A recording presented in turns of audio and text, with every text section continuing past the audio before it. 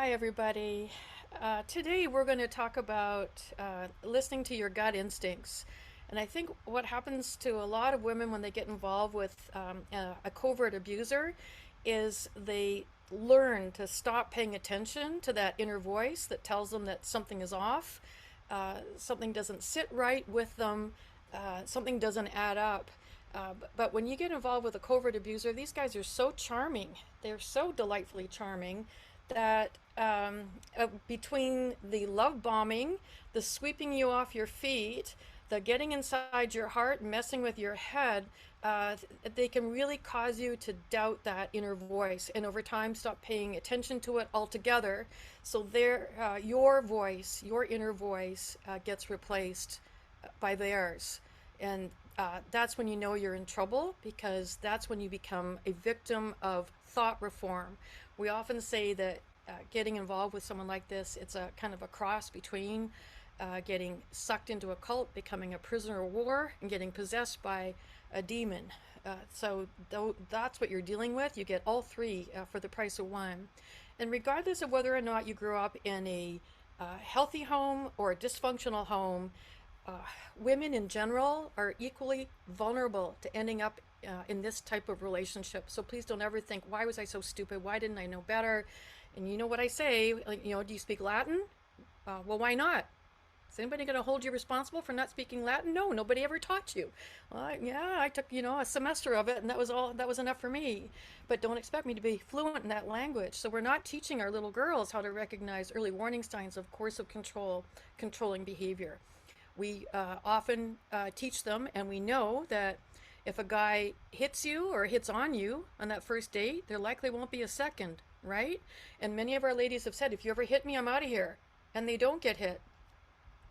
Well, they might get objects thrown at them or near them, doors slammed, a face in their face, voices raised or not.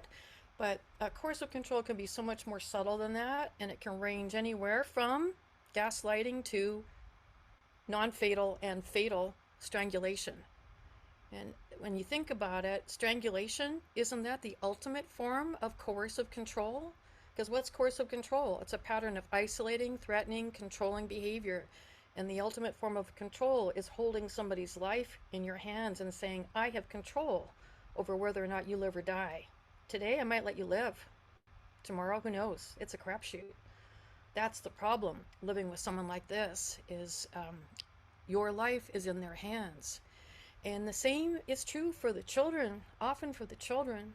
And they often become the ultimate casualties of a coercively controlling parent, where they're made to feel that their life is in their parents' hands. And sometimes they end up even suffering from anxiety and depression and suicidal ideation, and may even end up taking their own life. And why? Because they've been taught that they are useless, stupid, will never amount to anything, nobody wants them around. They slowly get erased over time. And how easy it is to do that to a child, isn't it? Aren't children the ultimate political prisoners? Who speaks for them? It's like Dr. Seuss, who speaks for the trees? Who speaks for the children? They are the ultimate political prisoners.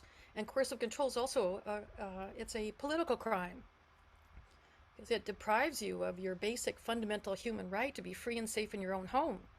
And if, as an adult, you are suffering and being turned into a prisoner, and learn to stop paying attention to your inner voice with your fully formed adult brain, how much more difficult is it for a child whose brain is still forming to succumb to the charm, the manipulation, the implicit threats, the psychological abuse of an adult?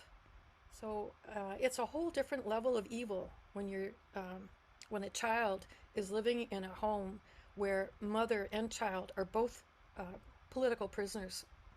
So I hope you never, never blame yourself if you've found yourself in this situation, or even if your children have ended up being co-opted by dad, recruited by dad, and turned into allies of dad and enemies of you. And that's another form of evil. When you take what means the most to a mother, her children, and you take those children away from her. And sometimes that can come in the form of undermining their relationship with mom, turning children against mom, turning them into like trophies of war, spoils of war, and it can range all the way from that to the ultimate form of taking a child away from the mother. Um, how horrifying that is, and yet there is that kind of evil that exists in the world. So, thinking about all this and thinking about the way that sometimes our inner voice can be taken away from us. Some of our ladies are experimenting with things like somatic therapy, um, yoga, like the exhale to inhale, trauma-informed yoga that we talk about a lot here.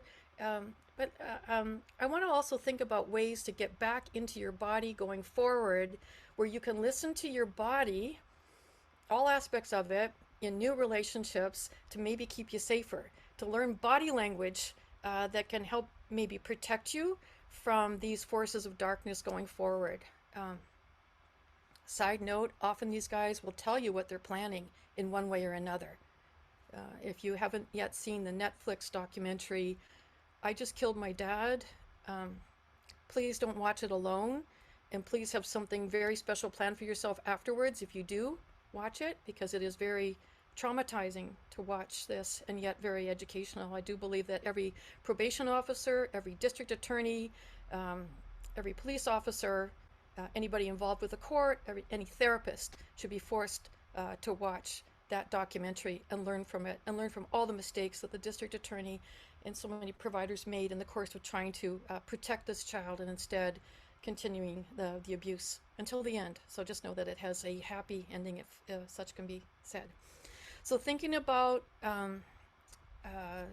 ways to get back inside your body in a safe way that could protect you going forward, we could take it from the ground up, starting with your feet. When you get involved with someone like this, don't we often talk about getting swept off your feet? Do you feel grounded in the relationship, or do you feel a little off balance? Do you fall in love? So let's get back. Let's get back in charge of our feet. Is this somebody that is pleasant, fun, charming, makes you laugh, intelligent, sophisticated, educated, successful? All good things. But how do you feel when you're with them? Do you feel a little off balance? Do you feel grounded? Do you feel rooted? Or do you feel like things are spinning out of control? And is it making you a little dizzy? And is it so exciting that maybe you're ignoring some of the red flags? So let's start with the feet and staying and being grounded. Then let's move up to the loins, not just girding our loins, as we so often say when we're going into battle, but if you've ever read any Harlequin romances, what happens to you when you're talking to this guy? Do you feel a stirring in your loins? Well, what does that mean? And can you separate that from other aspects of his behavior and your response? We think about the response of our loins to this man that we've just met, and is that interfering with our ability to assess the pros and cons of a potential relationship with this man? So watch out for the stirring of your loins. If he is attractive and sexy and charming, this will speak to some part of your anatomy, but you want to have everything engaged in a potential relationship with this man. So it's something to enjoy, but also something to assess. So you're not just making the decision based on one part of your body. Then let's move up a little further to your gut, your stomach, your gut. You know that most of your immune system is in your gut, and that you also manufacture serotonin in your gut. I'm just learning about that. How cool is that? But also, why do we talk about my gut instinct? My gut told me something was off. So one of our ladies, she met this very charming, successful man, and on the third date, he invited her up to his penthouse in his very fancy condo. And she found herself on the ground floor pressing the button and going, this doesn't feel right. And she went up anyway. And she ended up eventually marrying him within 6 months of meeting him. And she's not with him anymore. But she remembered back to that moment when her gut was telling her something was off. And then on the fourth date, when he invited her to Hawaii on a business trip, and she went because he was handsome and funny and charming and sexy. The sex was fabulous, girls. But we got to watch out that we're not blinded by all those things, those surface things. We have to dip beneath the surface, right? Because that's where the real life is, and that's where the real relationship is, and that's where the real danger lies, beneath the surface. And we can get so caught up with the trappings of success that we can get trapped by them. So the gut, we talked about the feet, getting swept off your feet, the loins, the stirring in your loins, the gut instinct, something telling you if something's off. Your heart, are you getting that little, are the butterflies going? The little fluttering? Is your heart going pitter patter, a little, beating a little faster when he comes into the room? Are you starting to feel like you're falling in love? Falling in love? Yeah, love is blind, right? So watch out for that emotion that is wonderful and fabulous and just takes you to realms you never knew existed. If you've not experienced romantic love, oh my gosh, what a wonderful, wonderful experience that is. And we think about it, maybe one reason to be alive on this planet is to experience all the 40 shades of love. Never mind 40 shades of, is it 50 or 40? I don't know. With inflation, maybe it's 60 now. But on this planet, here we are to experience all the different flavors of love.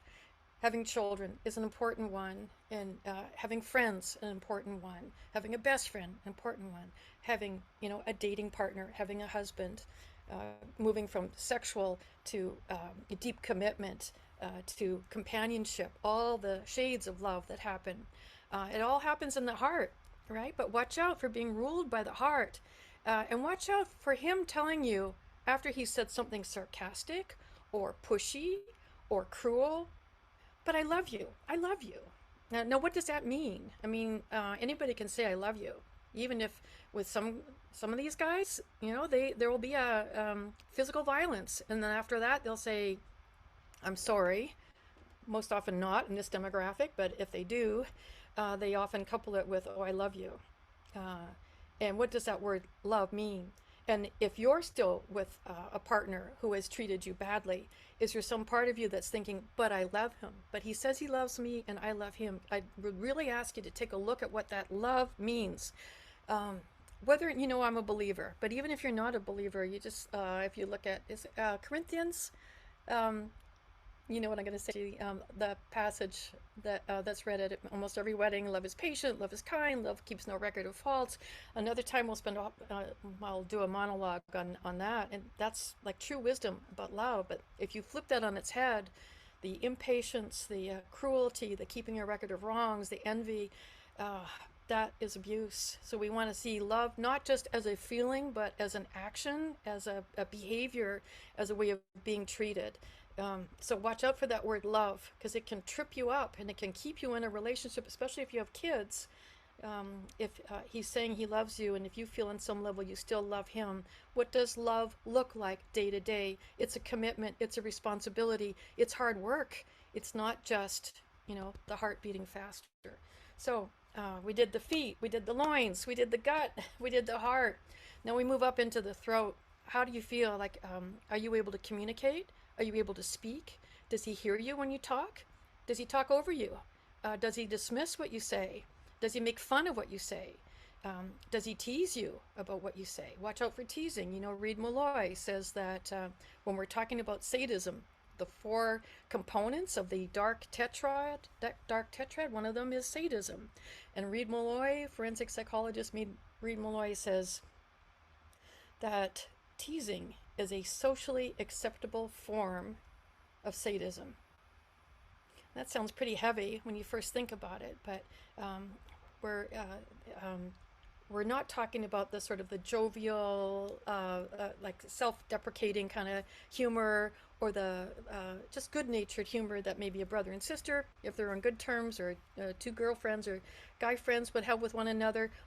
We want to move. If you move forward along that slippery slope, it's him making fun of your cooking, or putting you down in some way to make him feel taller. So watch out for that. Watch out for humor at your expense, jokes at your expense, that are out there, so that he can make himself feel more at ease by putting you down, so he can feel taller. Watch out for the teasing. Watch out for what he says to you. Compare what comes out of his mouth to his behavior. I love you. I'll always be there for you. You don't have to work. I'll look after you. You don't have to keep going to school. You don't need a degree. I'll take care of you for the rest of your life. And then what happens years later? Does he put you on an allowance? Does he make you feel like you're mooching, like you're a gold digger, like you're eating bonbons all day while he is out, hunting and gathering? And if you were a stay-at-home mom and sacrificed your career, does he make you hear about that as if what you did was worth nothing? Watch out for words, the words that are coming out of his mouth. That saying, sticks and stones may break my bones, but words will never hurt me, that is so ridiculous. Words can break your heart. People have gone to war over words. So watch out for the power of words that can be turned into a weapon in the hands of a covert abuser. Uh, so then we move up a little higher. The third eye, insight. Insight.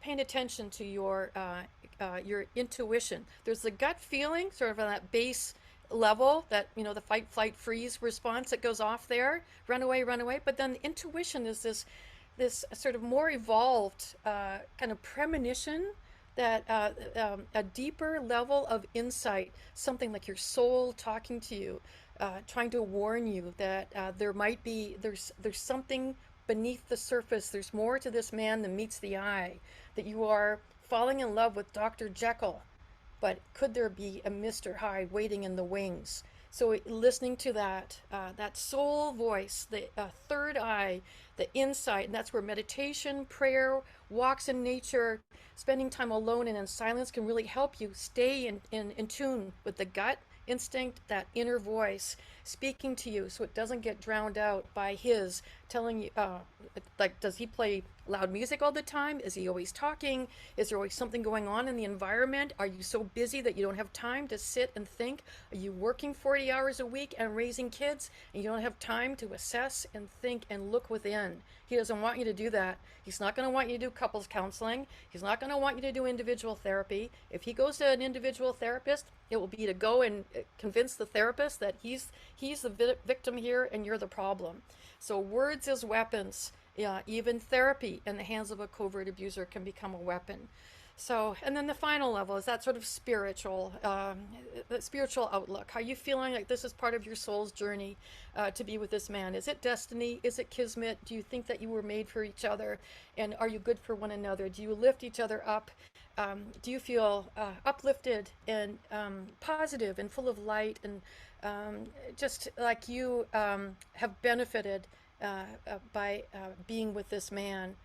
Does he raise you up or put you down? What is your feeling after spending time with him and having a conversation with him? Do you feel like he's added on to your life or taken something from you? So if we think about our whole body, then that's maybe getting back in touch with our bodies. That could keep us safe going forward. Trauma will take you out of your body. It's got this dissociative effect. You want to be anywhere but in your body, especially if you're trapped in a home with and you can't leave.